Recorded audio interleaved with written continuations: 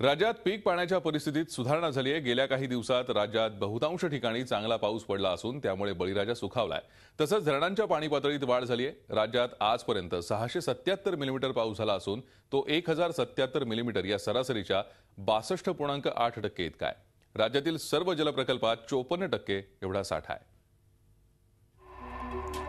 पाहूया धरणांची सध्याची काय परिस्थिती आहे। कोकण विभागात 2015 88 तर 2014 93 इतका टक्के इतका पाणीसाठा होता। नागपूरमध्ये 2014 मध्ये 72% इतका पाणीसाठा होता, यावेळेला 79% इतका आहे। अमरावतीमध्ये 76% इतका 2014 मध्ये पाणीसाठा होता, यावेळेला 67% इतका आहे। पुणे विभागामध्ये आपण पाहतो 91% इतका पाणीसाठा 2014 मध्ये होता, आता 54% आहे। नाशिकमध्ये 78% होता, यावेळेला 52% आहे। मराठवाड्यात 44% इतका साठा 2014 मध्ये होता, यावेळेला 13% पाणीसाठा आहे। तर राज्यात काही दिवसात चांगला पाऊस झाल्यामुळे टँकर्सच्या संख्येत घट झाली आहे।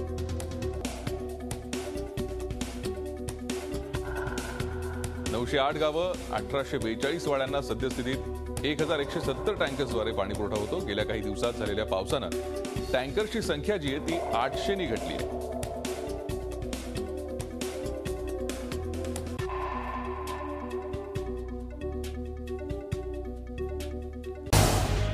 झी 24 तास रहा एक पाऊल पुढे।